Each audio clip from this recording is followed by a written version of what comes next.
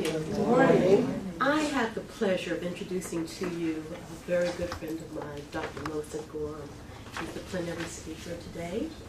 I have had the opportunity to work with her, bear witness to her journey, not only professionally but also personally in life, since freshman year of college. And I'm not going to tell you how many years that is. Today it's multiple decades. So I was so happy when she let me know that her schedule was open and would be able to join us today. So thank you, Millicent.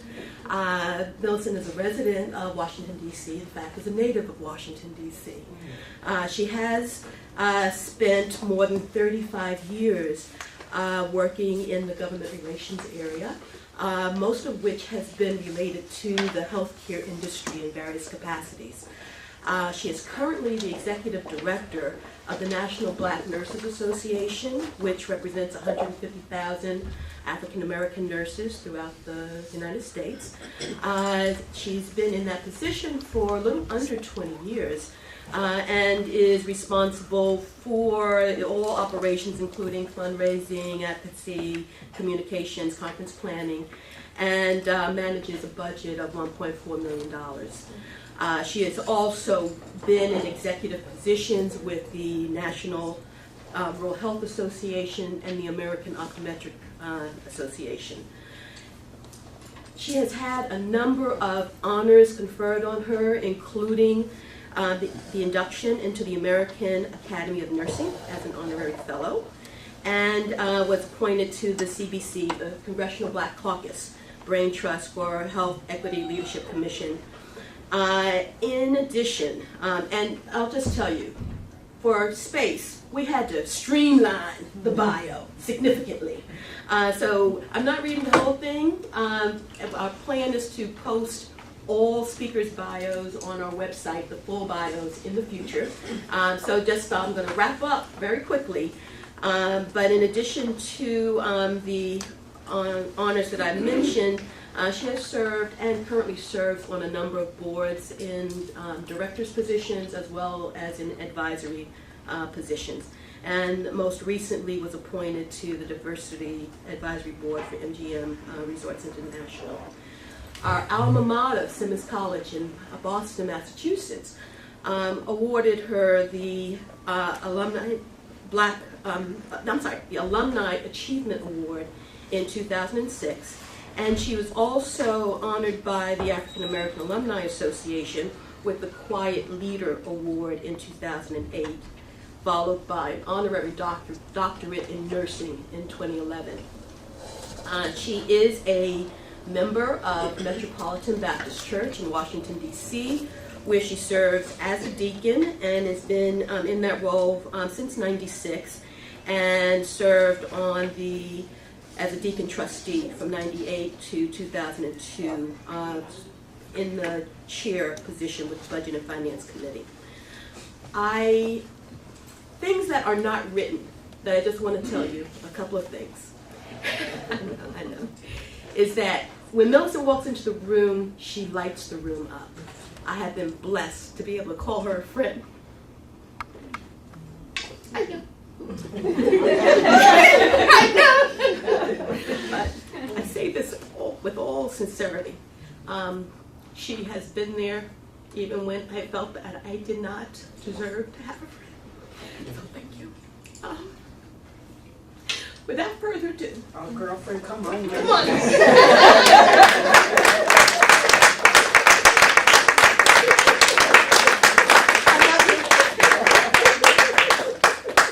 Okay. I don't know what's going on with her this morning. I'm tired. I only had 3 hours of sleep. Oh gosh, where did that come from? I don't know, take it back. Yeah. Down in there. Okay, what she didn't tell you about me was that I laugh out loud. I laugh loud. Quick story, we were taking our pastor on a birthday trip cruise down the river, and his wife saw me first and she said to me, Henry said, Nelson's here. And I looked at her, I'm like, he heard you laugh. So I laughed loud. Second thing that you should know about me, I love myself, but I love God. And he loves me best. I am a child of God. So let's get that clear. Before we go into all the professional and personal stuff, I just want you all to know where it came from up front. Okay? And the third thing that you need to know about me is I am a great, phenomenal auntie. So for all you grandparents out there that proudly pull out those pictures, I'm just like you all. I pull out videotapes. I finally learned how to videotape on my cell phone. So I pull out videotapes of my baby boys. I have two great nephews that got drums for Christmas. And I told my niece, one of the mothers, that I was going to be down there for 10 days. We got to day 6. And so on the little drummer boy was drumming his heart out. They were both up there. Bang, bang, bang. I said, okay, it's time to go home and get some peace and quiet. And I surely enjoyed it. Good morning, remarkable women. Good morning. Oh, we got a remarkable man in here too. Remarkable man. It is my pleasure and honor to be with you today. Thank you to my dear friend Sarita Sterrup, better known to me as Penny, for her introduction. And let's celebrate Reverend Pearson and the leadership team for this incredible event.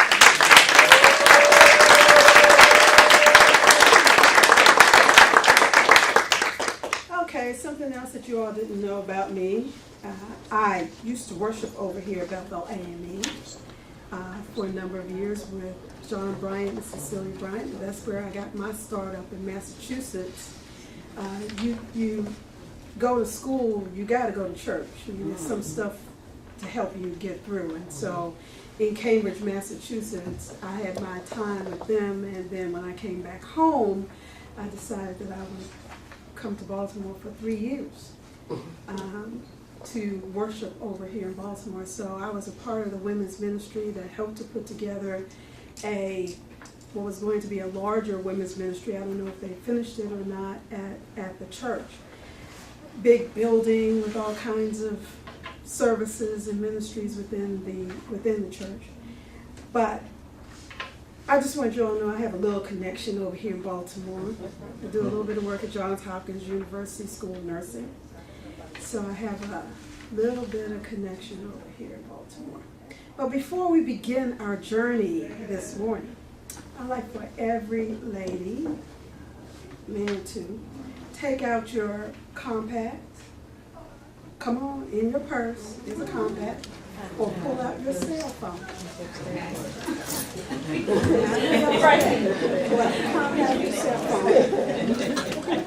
I get about 30 seconds to go dig down that black hole. I need for you to look at the image of yourself. Open it up. Look at the image of yourself. Look at the image of yourself. You are a remarkable woman, rejoicing, resourceful, regal, reliant, resilient, robust, extraordinary, amazing, notable, outstanding, noteworthy, significant, incredible, astonishing, remarkable women. Now give yourselves a warm, rousing hand clap.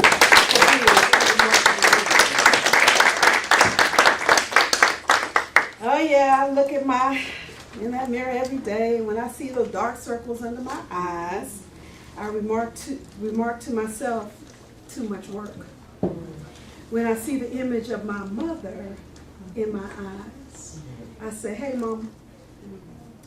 And then there are days that I say to myself, you are a bad sister, Bam. Oh, yes. I talk to myself, and self-talk's back. But I want to remark about something that you said, Reverend Pearson, about being a leader, and go to my two sisters here that are the deacon in training, as you called her just a few minutes ago. I know, I understand. I have a prayer partner and a girlfriend. Her name is Reverend Brenda Gerton Mitchell, who served at Metropolitan Baptist Church and also is a leader for the faith-based initiative at the U.S. Department of Education. And many years ago when I first met her, I just thought that she was the baddest thing, and she about this high, on 2 feet. I mean, she was working for Sears as a lobbyist. I'm like, oh, Sears Roebuck as a lobbyist? Well, go ahead, Sister Beth. Saw her up on Capitol Hill. I watched how she moved and talked to members of Congress, particularly Congressional Black Caucus members. And then I saw how she worked at our church. And she was also a deacon and chairman of the trustee board before, and also the chair of our Christian Discipleship Institute before she became reverend and went back to school after she had already gotten her law degree and was able to stand before the U.S. Supreme Court to litigate before the Supreme Court.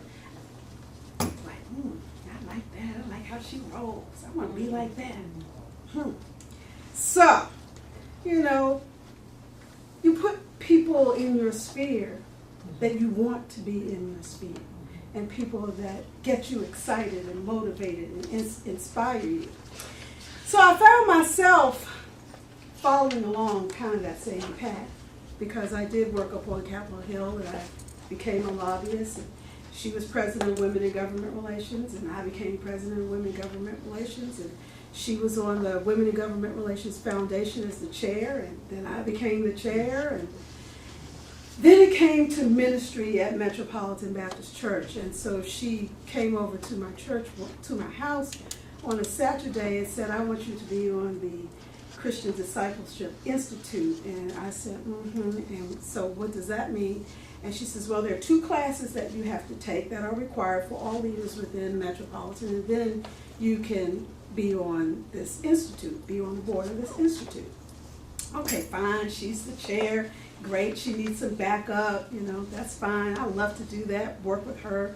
Anytime we can get together is good for me. And then I got this call from Pastor to be trained as a deacon. Well, okay, let me pray over this. This might be a good thing. As she said, y'all know about church people. I know about church people as a deacon. And that was fine. Seems like I was following down Brenda's path, stroke for stroke, until girlfriend decided, God decided, manifested and revealed to her that she was now going to become a reverend. Well, okay, I'm done. I'm done. That's not my calling in life. You need to be able to know how to stay in your lane. I got my role. I'm good. I'm happy. He didn't call me that way. I didn't hear that. I'm not running from that. There were no loud sounding cymbals and there was no small whisper. That's the way you want to go. I'm happy with that. But you need to be able to put people in your sphere, and we'll go back to this, that you want to be in their sphere, that they're going to elevate you, that you're going to feel good about what you're doing in life, and that they're going to go down that journey with you no matter what. There are some things I would like to say to you today, some things I will read to you, some things I want to get back from you today that will help us all become better leaders and successful leaders. So I'm hoping that this will not be a one-way talk. So if you have questions kind of like in between that are just burning questions, or like, girlfriend, are you for real? Let me know. Okay. So the bio was read by my friend Penny, I am the Executive Director of the National Black Nurses Association. I am not a nurse. I do know how to pray. So if someone gets sick, besides the fact we have 2 nurses here, I will put my left hand on you to pray, and my right hand I will find my cell phone and dial the emergency number. I am an effective leader. Lesson number 1. It is not who you know, but who knows you. I've been working with the association since 1978 as a health staffer for Congressman Louis Stokes. I ran the Congressional Black Caucus Health Brain Trust. Most of you have heard about the CBC Legislative Weekend in Washington. I served on the National Black Health Task Force on High Blood Pressure Education and Control, which is a National Institute of Health program, and I served there with 3 NBNA presidents. I developed the first NBNA legislative handbook. I was instrumental in getting one of the NBNA presidents to testify before Senator Ted Kennedy's Health Subcommittee on federal funding for nursing education and training. In 1995, I was happy with my job with the National Rural Health Association. I was the lone lobbyist for 25% of America in terms of health care. Rural health programs were receiving federal funding of 10 to 20%. When other programs were receiving the same federal funding or flatline funding, and other programs were being cut, working on rural health programs and funding was working to my advantage. But I stayed in contact with my friends from NBNA over the years. So my friends asked me to interview for the executive director's position. That was not the goal in life. I had a written goal, lesson number 2, to be the head of the Washington Office for Government Relations. I loved lobbying. I loved everything about lobbying. I read all the newspapers. I watched all the talking head shows. I went to as many events as I could so I could meet as many people as I could that would help me to be better at lobbying. I used to watch football. Okay, so I know you ladies like to watch football. I used to love to watch football because I used to sit there on Sunday afternoon after worship service, 1 o'clock, go watch football, and I would write out my strategy for the week watching football. And my strategy was to be like the football team that got down to the goal line in 4 plays. You know, when that guy just got that ball and he started running, I'm up there cheering. They get the first down, and then the second down, and then the third down, and then they go over that touchdown, that line. That's how my strategies worked. That's how I sat and spent my Sundays. But I'm putting together my strategies just like they do on the football team. And so I just loved lobbying. But that's not what God had in store for me. Okay. So, lesson number 3. The habits of successful people, they start before they feel ready. I didn't know what I didn't know. I've worked in government relations with 2 associations. I knew about budgets. I knew about communication. I knew about advocacy. I knew about membership. I didn't know anything about annual audits for nonprofits. I didn't know anything about fundraising. I didn't know anything about negotiating a hotel contract for the NBNA annual conferences. I didn't know anything about how to work with public relations companies. I just didn't know. You know, I was staying in my lane. I love lobbying. I just didn't know. I did know this. I knew that there were people who invited me to be a part of this organization. And I did know that I know enough people and had a great network, lesson number 4, of people that I could ask for help. Help. Lifeline, help. Lesson number 5, when you don't know something, ask for help. And I was confident enough that if my friends hired me to get the job done, then I was confident enough to get the job done. Okay, one of those other things that I forgot to mention to you, I don't have, my body's full of joy, and I don't have one of those times when I'm not confident, okay? I really don't care about where I am.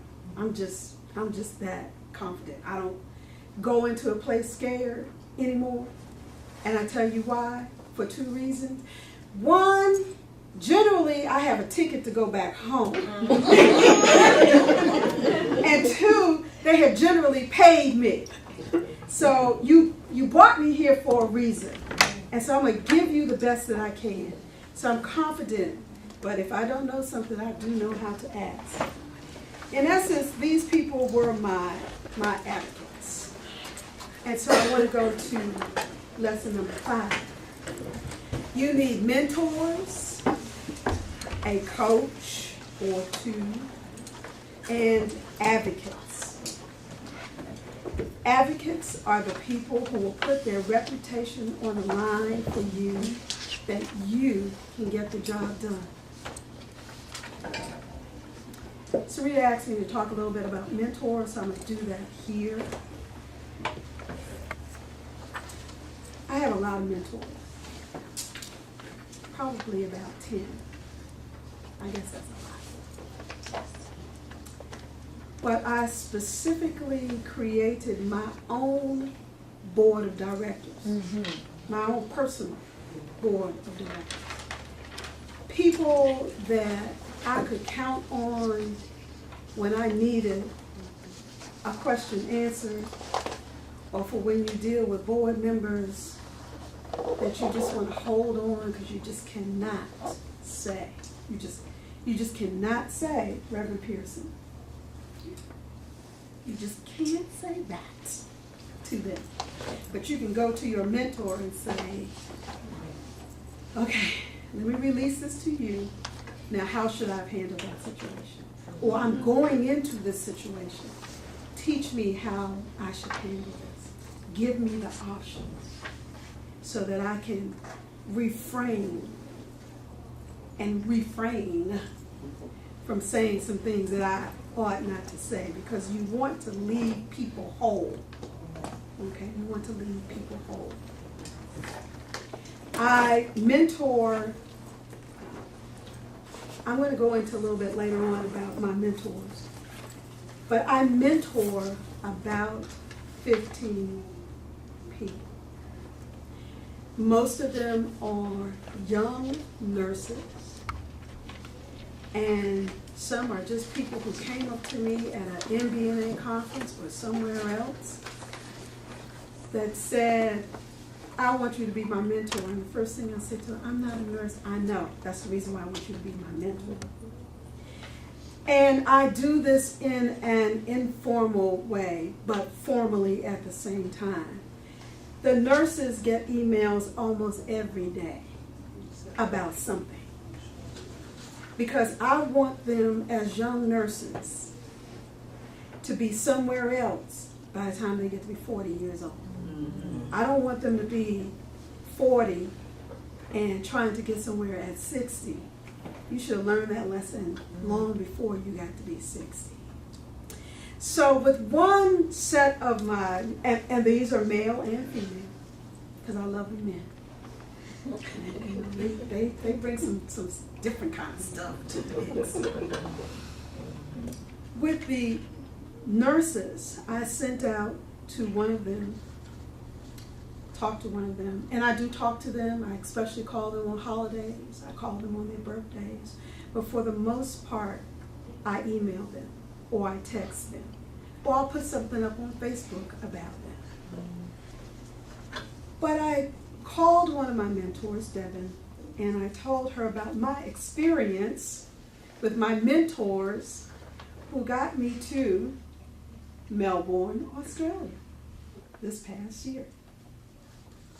And I told her, this is with the International Council of Nursing. I had an opportunity to speak internationally. You know I'm a bad Sister Belle. And when I got back, I wanted to share this experience because I was so excited about all these nurses that I met. And I told her, I said, the next event is in 2015 in South Korea. And in 2017, it will be in Barcelona. I said, now, you need to just Google International Council of Nursing and make some decisions now that you're going to go to South Korea. Now, North Korea is still acting up. We're not going to North Korea. We're not going to South Korea because we're not going to go over there if they're acting up. We can wait for Barcelona, or we can figure out another event. So in the meantime, she put together what she terms as the Fab Five. I mean, within literally weeks, the Fab Five.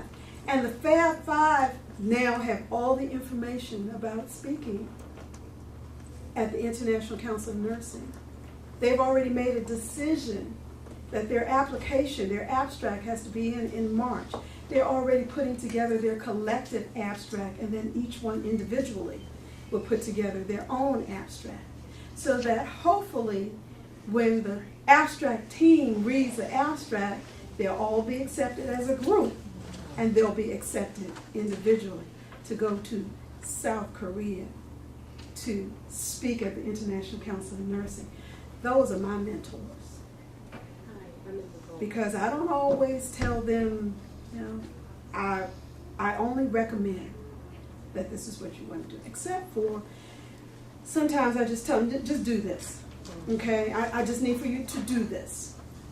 I want you to do this early. I want you to do this before you get too old to do things. But sometimes we do get too old. Or there's some things that we want to do that's not going to fit in that time slot anymore. So let me tell you a little bit more about being an executive director. 18 years, 4 months, 6 days, and 1 hour. I'm still leading the association. Again, I am not a nurse. I always have high expectations of people and work environments. I believe in high functioning people. Those are the people that give 110% of themselves to get the job done. Who think outside of the box, around the box, through the box, and under the box. For most questions that I get, my second response, please hear me when I say my second, because you don't want to know first response. My second response is, what would you have done if I were not here? Successful leaders empower the people that they work with. Lesson number 7. And yet, most people simplify the question so that you don't get all the information in order to make a different, effective, and wise decision. Has someone ever come to you and they just ask you one question and you give them that one answer, based on what they told you, and then 20 minutes later you realize that was not the right answer, especially when you start getting calls and emails and all kinds of stuff that said, what the heck? They didn't give you all the information. Let me tell you a little story about networking. In 1995, NBNA made a decision, National Black Nurses Association, made a decision that it was not going to honor its hotel contract in Arizona. Don't frown at me like that, Ooh. Because it was the last state to hold out making MLK Day a national holiday. The MBNA president instructed me to write a press release on this decision, and that was in October. She instructed me to write a press release. I held out writing the press release because there was no real hook in terms of timing. But the timing was perfect in January when the nation was to honor Martin Luther King Jr. Day. I wrote the press release. I was excited about my first press release with the National Black Nurses Association. It was going to go out to all these national media outlets, and I wanted to see how much press could be generated. In the computer that I inherited was a file that said media list.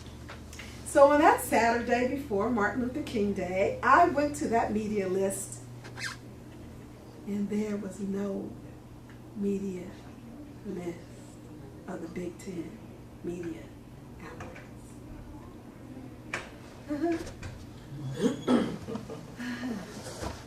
Well, you know enough about dealing with healthcare and seeing articles in health newspapers that I knew the Washington Post, I knew the New York Times, the Chicago Tribune, the LA Times, the Baltimore Sun, but there was no real media list with names and telephone numbers and contact information for editors or reporters.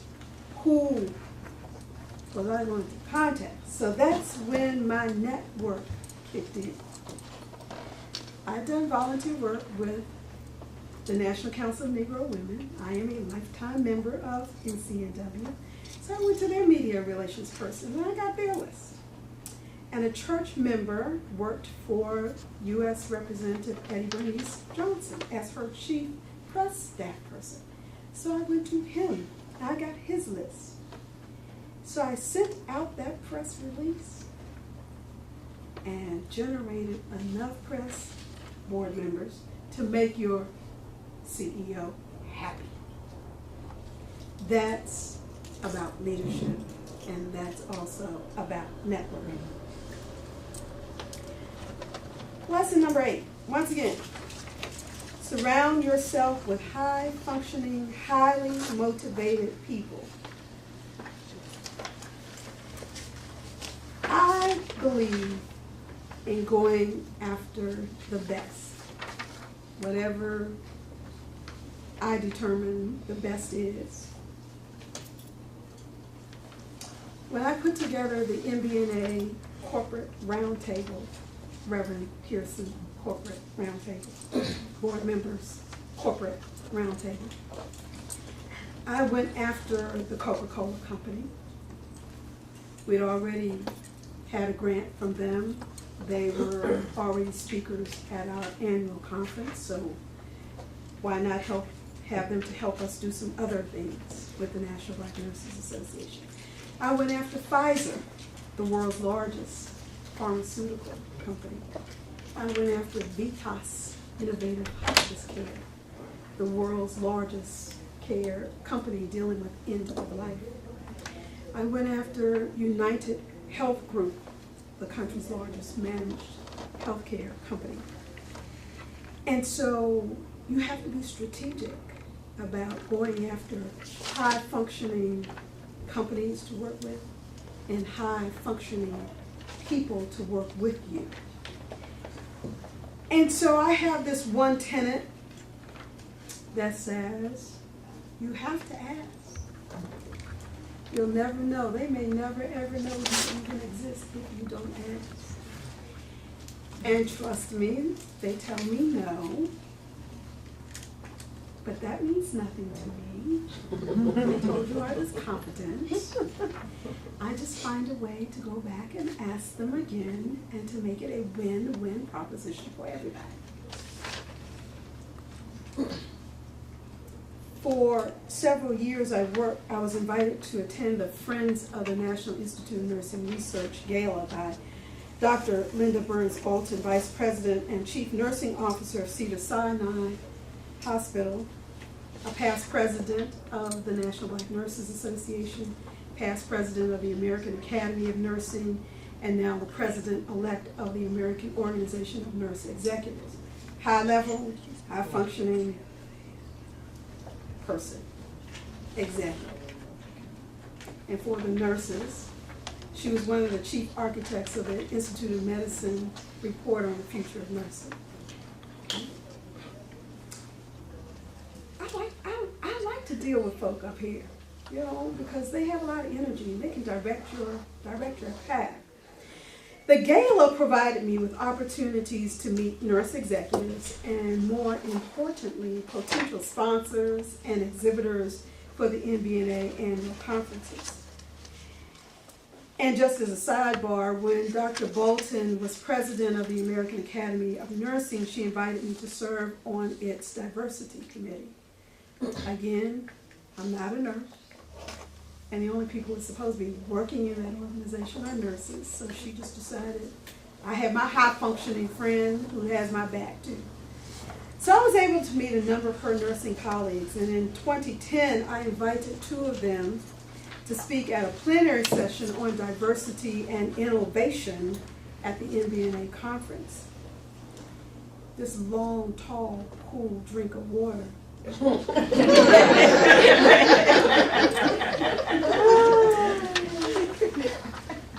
White male, chief nursing officer of a data company, was impressed with the NBNA conference, the caliber of speakers, the managing of the conference. And the conversation went something like this. I think you should be inducted into the academy. I'm going to talk to Linda about this. Send me your resume. 3 lines of a conversation. That was all. I didn't ask any questions. He didn't tell me anything else. So I sent him a resume. I didn't know exactly what he was talking about. I didn't know anything about how they did what they did at the academy in terms of being an honorary anything, because I couldn't be inducted as a nurse, so it had to be honorary, but I hadn't read anything at that point in time. So Roy and Linda found 2 nursing colleagues, Dr. Betty Smith-Williams, who's the first president that I worked under as an employee of MBNA, and a friend of mine, Dr. Dorothy Powell, who is now working at Duke University. And I've known Dorothy since my days on Capitol Hill. They submitted the application for me. And in 2011, I was inducted into the academy. That's how your network helps you. That's how your advocates advocate for you. And there is a difference between mentor, coach, and advocate. My mentor, who's also my advocate, helped to marshal me through to a wonderful personal and professional accomplishment that I hold dear in my heart. Lesson 9. Actually, this should be lesson 9A. Lesson 9 should be pray, and then lesson 9A should be this world is run on, how much time I have left? 10 minutes? Ooh, baby. Okay, got it. And if this world is run on who you know. 15. Okay. Who knows you and your ability to raise money. Okay. If I had to give the second hardest, can't tell you about the first hardest. I won't have that sidebar conversation with Reverend Pierce about the first hardest challenge in my professional career. Can't tell y'all. At least not with the camera on. If I had to give the second hardest challenge in my professional career, it is to find resources to keep the organization running. You have to create the opportunity for people and corporations and foundations to give you money, or you give your own money. The induction ceremony that I attended into the academy is a fundraiser. I had over 30 people attending the event.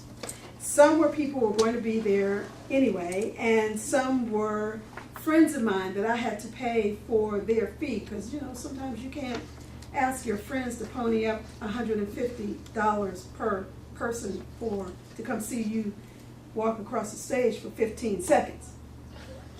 And so, that's what you need to do. You're inducted into these organizations. These organizations run on money. You have to help them raise the money. They raise the money through the fees that they have for the induction ceremony, for advertising in the conference souvenir program book, and through exhibiting. You have to raise the money. If you're going to sit on a board, profit or nonprofit, it is about fundraising. It is your legal and fiduciary responsibility as a board member to raise money. Raise money.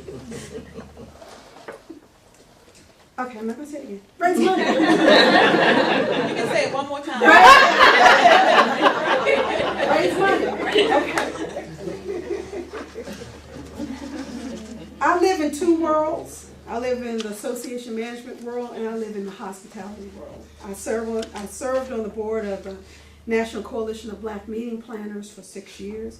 And as a leader, I'm going to say it one last time, you have to raise money. They give you a goal. And with the National Black Nurses Association, you have to bring in or raise $1,600 a year. With the National Coalition of Black Meeting Planners, it was $5,000 a year. You have to raise or give your own money. Another professional story, I worked with the sales representative from MGM Resorts International when MBNA took its conference to Las Vegas in 2008. My belief is that when you have a contract, if the clause is not in the contract, it does not exist, and shame on me, and shame on you. The hotel wanted MBNA to put up $50,000 upfront money 60 days before the conference, and I refused. It wasn't in the contract. The hotel was asking this of all organizations because of the complications that it had with Fortune 500 corporations not paying their bills on time. As you heard, we are a $1.4 million nursing nonprofit organization. We are not a Fortune 500 corporation, and therefore, since I paid my bills on time with all of my conferences, 30 days after the conference, you're supposed to send them a check, wire them some money, something, give them the American Express card. That was my problem. And so I went to my friend who was my rep, and I talked to her about that, and she said the one thing that I want to be noted as is an effective leader. So she went back to her boss and then to the GM and said they've done nothing wrong. They've abided by all of the requirements, and she doesn't want to pay us. And I didn't pay it. And we had a wonderful conference in Las Vegas in 2008. But the next year, then the economy bombed out.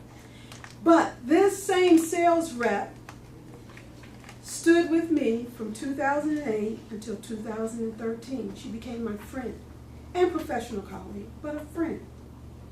And we talked about some of the same things. I count her as part of my corporate board. We talked about some of the same things that we're talking about here now. How do we make this work for the people that we work for the corporations that we work with, and for ourselves personally? So, throughout that great relationship, she then asked me to become an advisory member for MGM Resorts International to serve on their diversity council. Those are how your networks will stand you well. Okay, lesson number 10, and then I'm going to stop. because I got my high five, and I had 3 more pages to go. No. Okay, thank you. Lesson number 10. God's got this. He will never leave you or forsake you. Trust me when I tell you, He will give you friends, even your haters. I'm sorry, wrong word. Detractors will eventually have to come to you for something. That's right. But the best thing about your detractors is your success. In the beginning, working of my time with MBNA, I would cross the threshold and pronounce blessings over MBNA, over its leadership, and to make payroll. And in 18 years, we've never missed making payroll. He will not have his seed begging for bread, and we will give him the glory. And so let me tell you about my friends. In the nonprofit world, we get to the end of the year, somewhere maybe December 5th, on my birthday, December 10th, a few days after that, and surely before Christmas. We are looking for your contributions. That letter that Reverend Pearson sends out to you all that says, could you just send me $10 extra to help me keep the lights on and the telephone running and the pay let's make payroll. I want you all to know blessings do come down. And so I asked for $2, and I got $250,000. Now, some of that's going to be on the 2013 ledger side, and some of it's going to be on the 2014 ledger side. But I asked for it. And again, one of my tenets is, you have to ask. And so my father gave it to me. Now, I just wondered if I had done what my pastor told me to do. Dream big. If I had asked for $1 million, what would have happened? But you also need to be realistic in some of that. And so I got what I asked for, and I'm praising God for that. Because that means that there's some things from a programmatic point of view that MBNA can do early on as opposed to waiting a little bit more in the first or the second quarter. I'm going to move to, in the packet, the little handout that I gave to you, in the back, in the very back, not in the very back. The very back is my bio, so you all don't have to worry about seeing that anymore. But there's some things on there about characteristics of leaders. You can read that in your own time. I want to go into a couple more things before it's time to go on. Life. Lessons to my sisters. Multiple streams of income. I don't care what you're doing, I understand whatever you're working with, and you just believe you can't do anything more. I am here to tell you that you need to have multiple streams of income. Because when that job gets on your last nerve, my pastor says his last French fried nerve, and you've got to walk because you can't take it anymore. You need to have multiple streams of income, whether that's teaching or writing or consulting or selling products or a service. Multiple streams of income.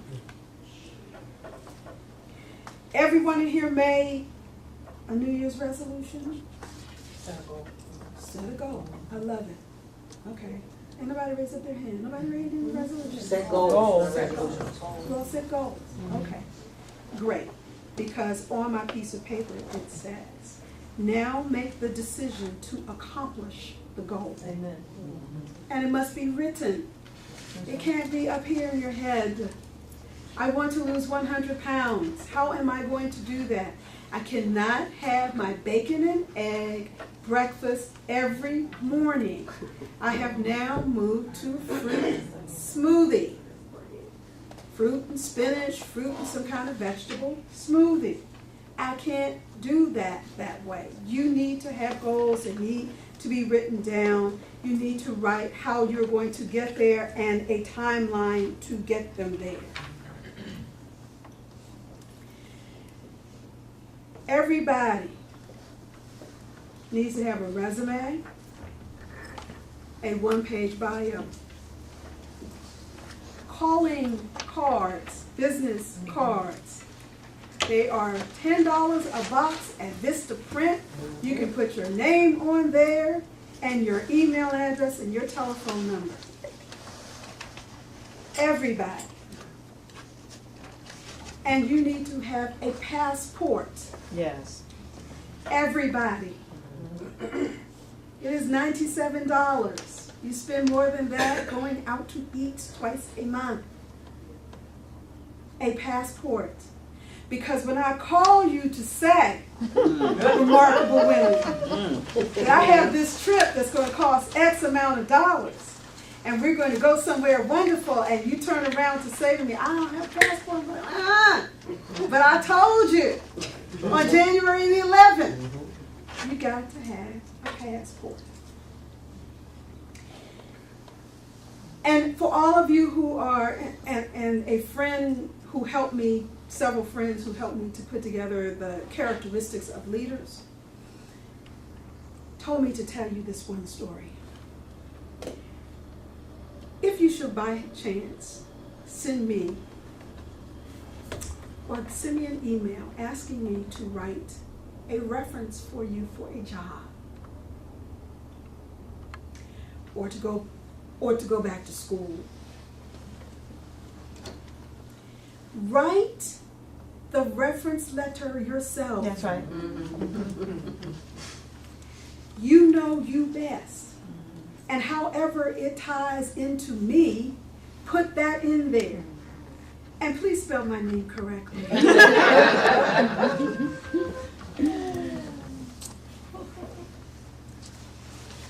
Last thing. This goes back to relationships and connecting the dots, since this is supposed to be a connecting, networking time for us. I went to a cocktail party this past week in Washington, D.C., one of the more up-and-coming public policy shops in D.C. These are people who help organizations like MBNA to link with other organizations or corporations where we can have a win-win proposition together. And at that public policy shop, other associations like MBNA, corporations, PR firms, members of Congress were there. But the beauty of being there this time is that there were 3 people that I'd known in past lives who are now a part of that public policy shop. And every one of them said to me, I got something I need for you to work with me on. Now, I haven't worked with any of them, and including a member of Congress, since I left the Hill. Remember that relationships are not for a lifetime. They're for a season. But somehow or another, they do come back. Remarkable women, thank you so much. Because we all have remarkable things to do.